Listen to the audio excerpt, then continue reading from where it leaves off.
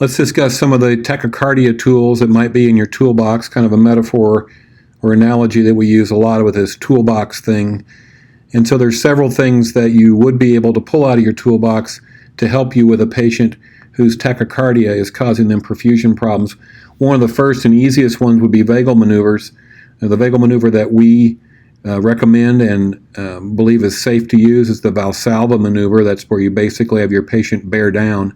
We like to do that via blowing the plunger out of a 10 cc syringe, and that allows you to get a long enough and strong enough Valsalva to actually get some impact on your patient's heart rate in many cases. I think a lot of folks try Valsalvas and just have the patient bear down, and that doesn't end up being very effective because it's not long enough and it's not strong enough. Another thing that is possible for vagal maneuvers would be a carotid sinus massage. That's okay in little kids. Probably better to try to gag them with a tongue depressor. We don't like this for adults, and with a possible risk of breaking off a chunk of plaque or something from a carotid artery and then inducing a stroke or something. So we stay off of the carotid sinus massage for adults, but it's another of the vagal maneuvers that might be in your toolbox. And the third one is really pretty impractical in the field, although it's effective, is to immerse the patient's face in ice water, not spritz ice water at them, but a full immersion triggers the mammalian diving reflex and slows the heart rate. So all of these things are in an effort to slow heart rate by increasing vagal tone, increasing the activation of the AV node to slow it down.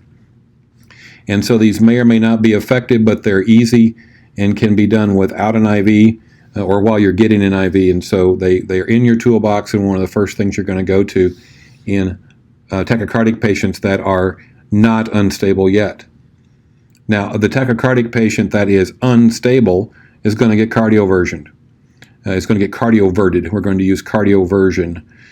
Typically that is synchronized, although in some cases for wide, irregular tachycardias that are unstable, we use unsynchronized cardioversion, which is the same as defibrillation. But we're going to use sync cardiovert at 100 joules for anything that's regular, whether it's narrow or wide. We're going to use sync cardioversion at 120 joules for narrow, irregular tachycardias that, again, are creating problems. The patient is very symptomatic. It is because the rate is the problem, and we're going to deal with it that way. And so cardioversion is definitely a tool for you to be familiar with. For that patient that's not unstable yet, we might be able to use adenosine in certain cases. Adenosine just reboots the AV node. If the AV node is having chaotic reentry, tachycardic activity going on, and the problem is in the AV node, well, let's just reboot the AV node. It's the same as doing Control-Alt-Delete on your Windows PC and waiting for it to shut off and then come back on. So a total reboot of the AV node is possible with adenosine, but to use adenosine, you must use it correctly. It is rapidly pushed. It has a rapid onset. It has a rapid duration. So it's quick and it's over and done with, but you must rapidly push that through a proximal vein like the antecubital, and you've got to follow that with a flush, and we work on that in lab and emphasize how to do that. The initial dose is 6 milligrams. A repeat dose a couple minutes later is 12 milligrams if the tachycardia recurs or isn't affected. And that's what happens a fair amount of times. You'll see the adenosine have some effect and slow the rate, and then they'll go right back into the SVT. And you'll need to do a repeat dose. In the old days, prior to the last ACLS update or two, it was 6, 12, and 12. Now it's just 6 and 12, but in many cases you can get direct online orders for an additional 12, or you may be directed to move to something else. So what would something else be? Well, one option are calcium channel blockers, and the one that's most commonly carried these days in the field setting is diltiazem, cardizem. How does it work? Well, it blocks the calcium movement in and out of the myocardial cells, so it slows conduction of the electrical impulses. So we're trying to slow conduction through the AV node when we're trying to control heart rate. We're not necessarily going to try to convert the patient out of atrial fib or atrial flutter. We're going to try just to control the amount of fib waves that make it through the AV node. So the AV node in a tachycardic patient is simply letting too many fib waves get through, and if we can cause the AV node to be a little more restrictive, slow traffic through there, then that works for us. So calcium channel blockers do that.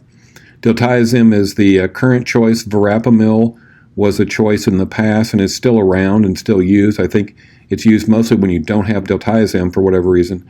Diltiazem has a lot fewer negative inotropic effects and very little impact on the peripheral blood vessels compared to verapamil and other calcium channel blockers.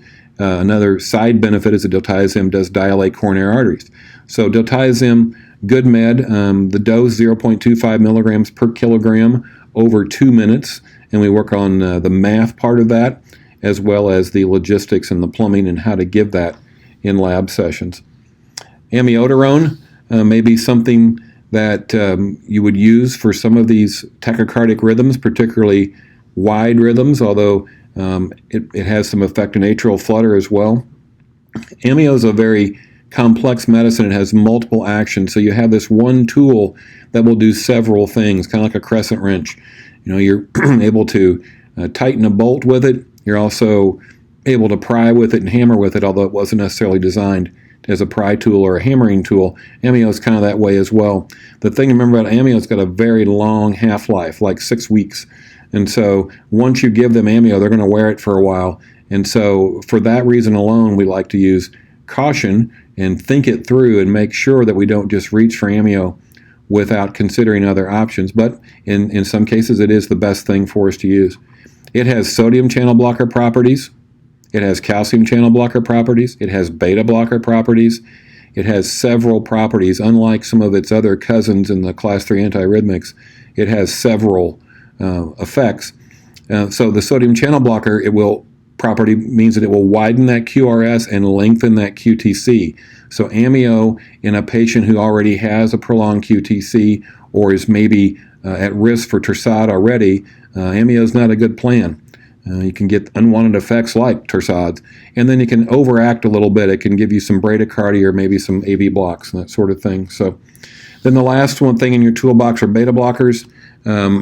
Some services have more than one, some don't have either. Labetalol is pretty common out there. It really is more of an alpha blocker than a beta blocker, but it ends in LOL, and we talk about it because it does have beta blockade effects. It doesn't have much negative inotrope effects, and it really doesn't do much as a negative chronotrope, so it may not be a useful tool in this case, but we want to talk about beta blockers as a class of meds as part of this. And so metoprolol is another possibility. Esmolol might be another possibility to be used pre-hospital. So quick overview of tools in your toolbox that you would use for tachycardia.